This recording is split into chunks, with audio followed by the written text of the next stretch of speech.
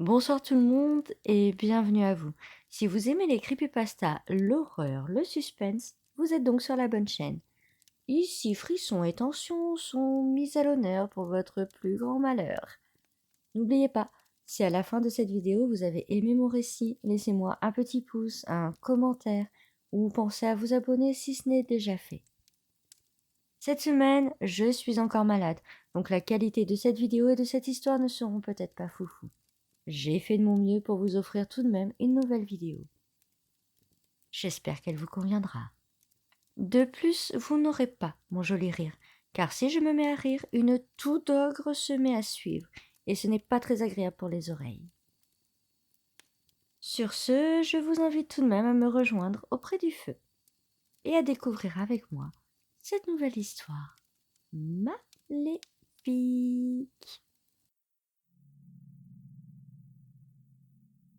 Trop long, trop court, la grande blonde tourna la page du catalogue qu'elle tenait dans les mains. Trop fin, trop large. Elle savait ce qu'elle cherchait et commençait à perdre espoir. Elle s'arrêta sur la page de droite. Ah, peut-être que... Non, toujours pas. Elle continua à tourner les feuilles et Lorena se contenait. Elle savait que certains clients pouvaient être pointilleux dans leur sélection, mais celle-ci avait une tendance particulière à lui courir sur les nerfs.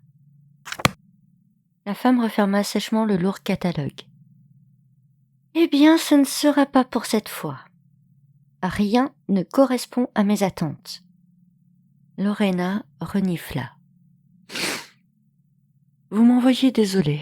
Peut-être la semaine prochaine. »« Non, je n'aime pas votre manière de procéder. Je préférais ce qu'on faisait avant. Vous ne faites plus du tout sur commande ? » ?»« Non, ma réponse est ferme et définitive. Comme vous pouvez le constater, j'ai encore un beau panel de produits qui me reste sur les bras. Et je n'ai pas les moyens de m'en débarrasser. Je reviendrai sur les commandes personnalisées lorsque mes stocks auront diminué. Ouais. Et en attendant, vous vendez du bas de gamme. Je vous demande pardon ? Qu'est-ce qui nous assure que le produit reste impeccable ? Tenez, là, par exemple. Elle rouvrit le catalogue et pointa du doigt une date sous la photo face à elle. 16 septembre. Ça signifie que vous l'avez réceptionné il y a près de 15 jours maintenant. Lorena lança un sourire à la cliente. La fraîcheur du produit est indiscutable. Je prends soin de les sélectionner moi-même.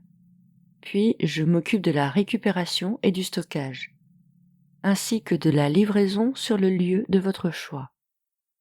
Je ne délègue rien, je ne sous-traite aucun passage de la transaction. C'est ce qui fait ma réputation. Ouais, si vous le dites. Elle referma une fois de plus le livre et se leva. Ceci dit, renvoyez-moi un mail lorsque vous reprenez les commandes adaptées à mes besoins. Je n'aime pas acheter des produits déjà périmés. Même s'ils sont à moins 50%, ça, c'est bon pour les pauvres. Lorena se contenut encore une fois. Elle serra les dents en regardant le déhanchement de la blonde qui passait enfin la porte. J'en peux plus de ces snobs qui pensent qu'on leur doit tout. N'empêche, c'était la seconde cliente à lui claquer le catalogue sous le nez. Les temps sont rudes et personne n'est dupe. J'ai travaillé d'arrache-pied, mais maintenant que les gros bonnets sont tombés, je me retrouve avec beaucoup trop de cam en attente. Elle récupéra le livre au sol et l'ouvrit, laissant défiler les centaines de photos devant ses yeux. Va falloir que je fasse le tri et que je me sépare de plusieurs spécimens. Je crois que j'ai plus le choix. Elle se frotta les yeux et passa de longues minutes à observer les photos. Bon, je vais enlever ce qui date un peu. Ah, et ça aussi. Ça se vend pas aussi bien que prévu. Peut-être ça. Non. Ça, peut-être? Non. Là, il y a toujours moyen de trouver 2-3 tordus qui peuvent acheter. Au pire, je passe une annonce sur le site. Elle récupéra les photos et se dirigea vers la porte au fond de la pièce.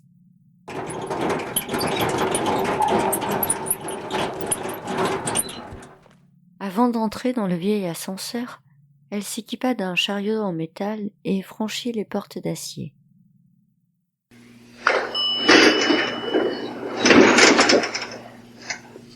Arrivée en bas, elle regarda les numéros à l'arrière des photos et ouvrit consciencieusement tous les tiroirs avant de basculer les produits sur le chariot. Puis une fois la sélection effectuée, elle se dirigea vers une nouvelle porte, en bois cette fois-ci, qu'elle poussa sans grande difficulté.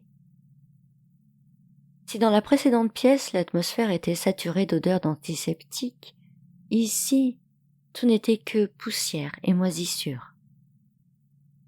Lorena ouvrit en grand le four crématoire qui se tenait devant elle. Y déposa tout le contenu du chariot et actionna la machine. Elle fit demi-tour avec un sourire peiné sur le visage. Tellement de gâchis. Mais au moins, à présent, elle avait de la place pour accepter de nouvelles commandes. Elle remonta à l'étage et prit son téléphone. 2 pièces uniques en solde. Moins 70%. 2 photos étaient attachées à l'annonce et elle eut une réponse en moins d'1 minute. Forcément. Celui-là, comment n'ai-je pas pensé à lui en premier? Elle verrouilla son écran et mit une croix sur son agenda. Demain soir, 23h, parking proche du centre commercial. Comme d'habitude. Le soir suivant, Lorena attendait dans sa voiture. Une envie irrépressible de craquer une allumette, cigarette à la bouche. Mais elle se devait d'attendre encore un peu. Aucune odeur ne devait déranger la transaction. Bien que le colis soit hermétique, le moindre contact avec la fumée aurait pu ruiner sa vente. Il arriva. Un client régulier, un grand manteau de couleur marron, un chapeau noir dont les bords lui cachaient le visage. Elle sourit. Il a le look du pervers. Au moins, il a le look de ses idées. Elle ouvrit le coffre sans bouger du siège et regarda l'homme ouvrir le contenu en plastique. Il lui fit un signe de tête pour approuver, referma le coffre avec l'objet de son désir sous le bras et fit le tour de la voiture pour lui donner une enveloppe remplie de billets. Il m'en reste un, si jamais... Il lui sourit et la remercia. Un seul lui suffisait amplement. Elle soupira, démarra et repartit dans l'obscurité de la nuit. Tout ce qui comptait maintenant, c'est que son client s'occupe du reste. 48 heures. Elle leur donnait exactement 48 heures pour éliminer l'entièreté du produit, pour qu'on ne puisse jamais remonter à elle. Qu'ils le cuisent, qu'ils l'avalent cru, qu'ils jouent avec ou se l'enfoncent dans leur fondement, elle s'en fichait. Tout ce qui comptait, c'est qu'il n'en restait rien après 2 jours passés. Elle rentra et s'allongea sur son canapé, dans le noir. Un mal de tête lui enserrait le crâne. Elle ouvrit sa boîte mail et regarda sa dernière commande. Tiens, l'autre imbécile. Madame, je veux un produit frais, un produit du jour. Elle regarda la somme que lui proposait la grande blonde et se releva d'un coup. 180 000 ? Lorena sourit. Plus ils étaient pressés, plus ils étaient prêts à y mettre un sacré prix. Mais le produit demandé était vraiment spécial. C'est presque impossible à trouver. Va falloir qu'elle négocie plus que ça, lapin bêche. Elle pianota sur son écran et attendit la réponse. 1 si le produit est préparé dans les 24 heures. Elle est mignonne, elle, mais je vais pas non plus partir à la chasse pour lui faire plaisir. Lorena ferma les yeux sous l'éclair de douleur qui lui prenait les yeux, et lorsqu'elle revint à elle, plusieurs heures s'étaient déjà écoulées.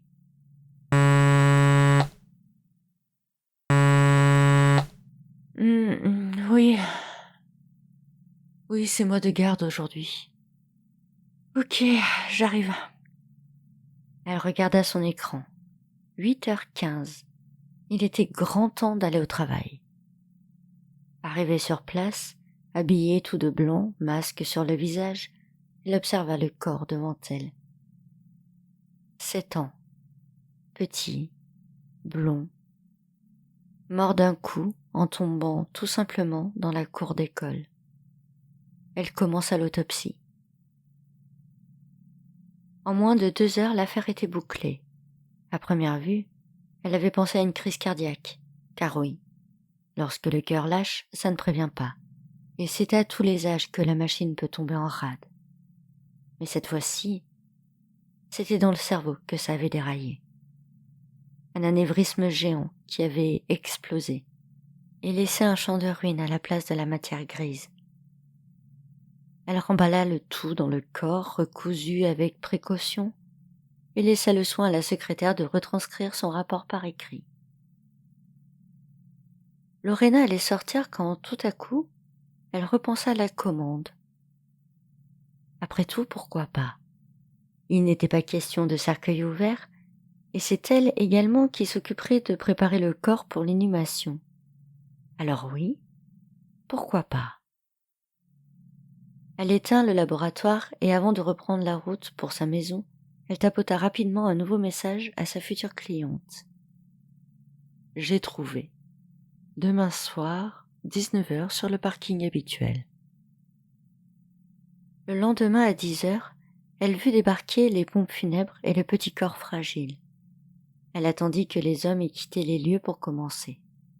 Elle prit une scie, puis découpa la main droite de l'enfant.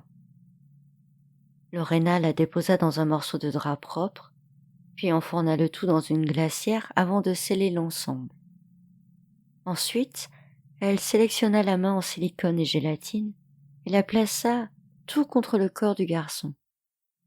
Elle s'appliqua, posa des broches, camoufla la coupure, emplâtra, nettoya, maquilla, de telle manière que personne n'aurait pu soupçonner la supercherie. Cela fait, elle regarda l'heure et découvrit avec stupeur qu'elle y avait passé une bonne partie de la journée. Le corps fut rapidement nettoyé, recousu, réajusté.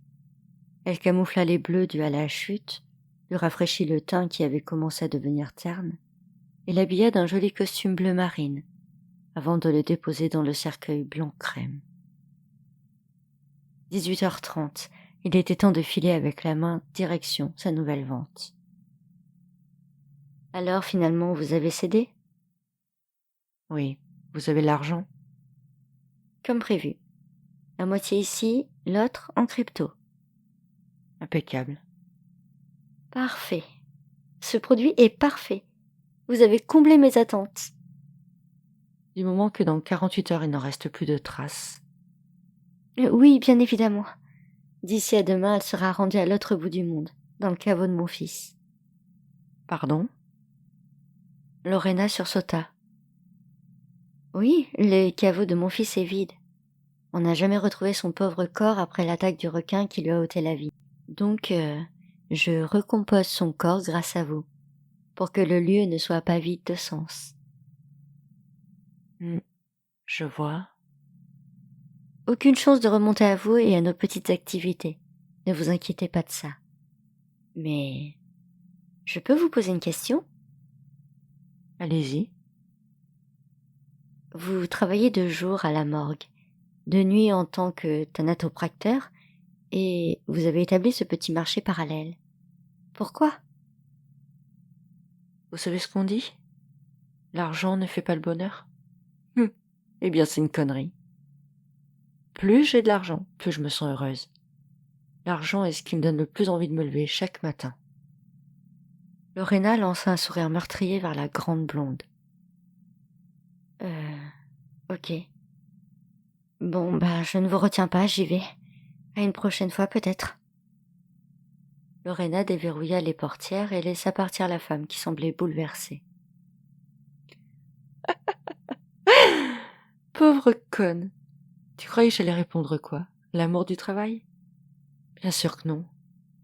Le fric. C'est le fric qui mène le monde. Lorena pencha le rétroviseur intérieur pour suivre du regard la blonde qui marchait sur ses talons hauts. D'ailleurs, j'ai reçu un bon paquet de fric en contrepartie. Il faut à mon client un joli pied de femme en taille 38. Un peu comme celui de Madame Connasse. Lorena sembla réfléchir quelques secondes. Non, ça vaut pas le coup. Je ne chasse plus depuis des années. Il y aura bien une nana qui va casser sa pipe dans la semaine. Je n'ai qu'à attendre. Elle redémarra doucement sa voiture et quitta le parking. Ce soir, elle venait encore de se faire un joli pactole en quelques heures seulement. Il faudrait qu'elle pense à remettre une annonce pour les morceaux qui restaient dans les tiroirs de l'ancienne morgue. À moins qu'elle ne se débarrasse de tout. Lorena jeta un regard dans le rétroviseur et s'aperçut qu'elle souriait encore malgré elle. Bof. Au pire, je vais en brûler un max. Libérer de la place et refaire des commandes personnalisées. Elle glissa le regard vers son portable. Nouvelle commande. Bonsoir, j'aimerais que vous me trouviez une langue de 8 cm, féminin, non fumeuse.